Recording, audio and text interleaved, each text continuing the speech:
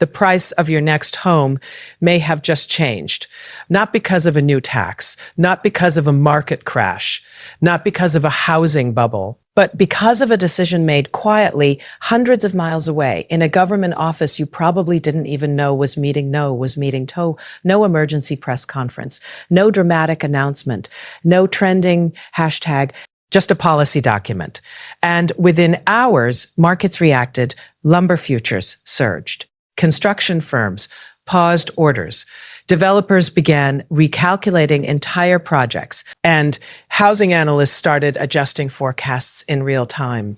If you are planning to buy a home, renovate your kitchen, or break ground on new property in the United States, this affects you because nearly half of America's imported softwood lumber comes from one place, Canada, and Canada just adjusted the flow. Not a full ban, not an embargo, not a public confrontation. Something more strategic, a supply restriction wrapped in environmental policy. Under a new export framework tied to carbon alignment standards, shipments are now subject to sustainability caps for countries that don't meet specific environmental benchmarks. And under current policy conditions, the United States falls into that category. That one shift changed the math overnight. When supply tightens in a market this concentrated, prices don't gradually rise, they spike. And when lumber spikes, housing costs follow. This isn't political theater, it's leverage up. This isn't political theater, it's leverage up. It's supply chains, not speeches, shape modern power. For decades, the U.S. And Canada have functioned as deeply integrated economic partners. Energy flows across the border. Minerals move south. Manufacturing systems intertwine. Lumber frames American homes from coast to coast. The deeper the connection, the greater the vulnerability when it strains. So the real question tonight isn't whether prices moved.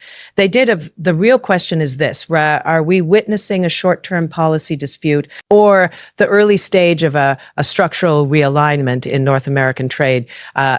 Because if Canadian producers begin locking in long-term contracts with Europe and Asia, if supply chains start quietly pivoting, this won't just be a temporary price surge. It will be a supply shift, and supply shifts change markets. Tonight on NewsTonight, we break down exactly what happened, how this new framework works, why markets reacted so aggressively, and what it means for your mortgage, your rent, your renovation plans, and the broader North American economy. No noise, no shouting, just analysis, because when supply chains move, power moves with them.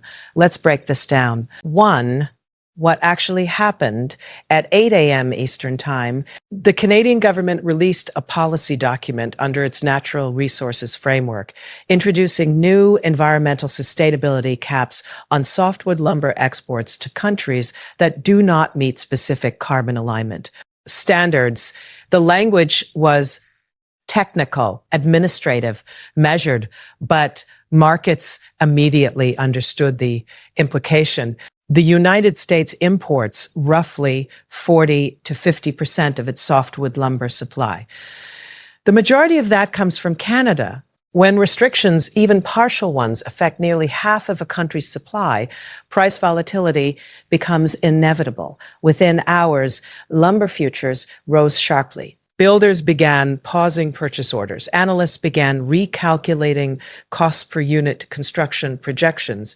This wasn't a political headline, construction projections. This wasn't a political headline. Depends on Canadian lumber. Here's the structural reality.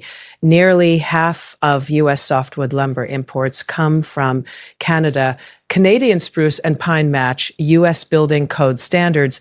Domestic production cannot quickly scale to fill a sudden 30% plus import gap, but alternative suppliers face logistical or regulatory constraints. This means even modest restrictions can cause outsized price reactions. Construction doesn't operate on partial inputs.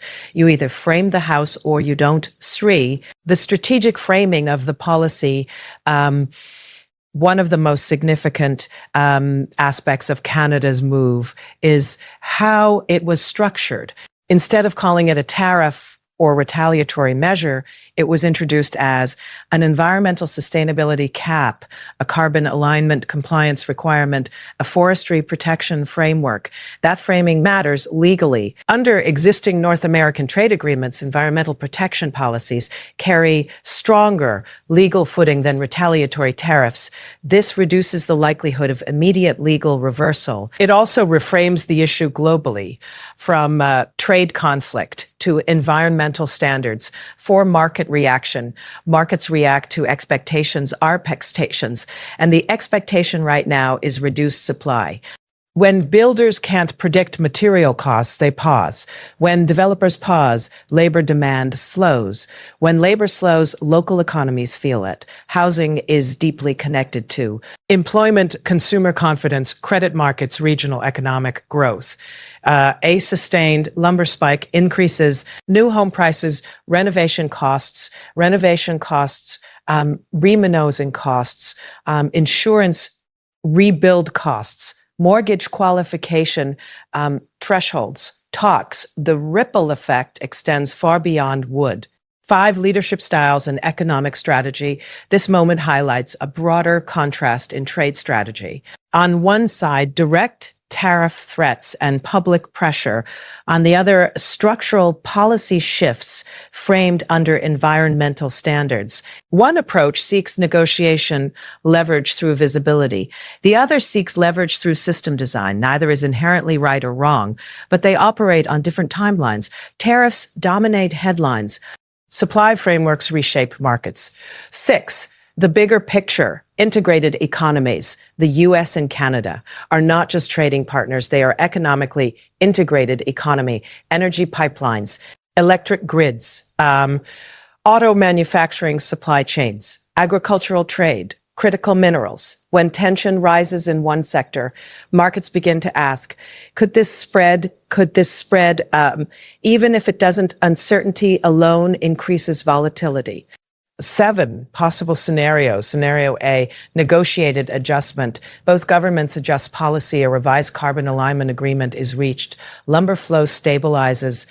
Scenario B, escalation, retaliatory measures increase. Energy or other sectors face pressure.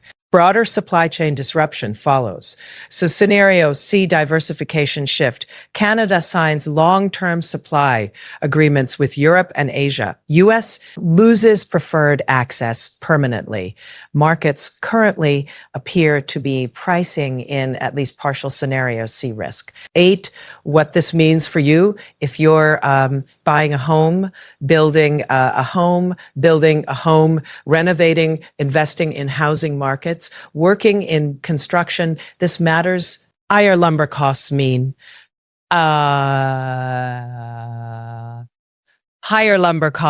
one refill costs mean it's slower project timelines, increased consumer hesitation. Even renters can feel this indirectly as housing supply tightens. 9, the real lesson, which supply chains are strategic assets. The pandemic taught us that. Energy markets reinforced it. Now, lumber reminds us again. Economic power isn't just about GDP. It's about access. When access narrows, even slightly, markets respond dramatically. And if you made it this far, thank you. At NewsTonight, our goal isn't noise. It's clarity thoroughly, and a world where headlines move faster than facts, where social media amplifies outrage over analysis. We believe you deserve deeper reporting. This situation isn't about personalities. It's about policy. It's about leverage.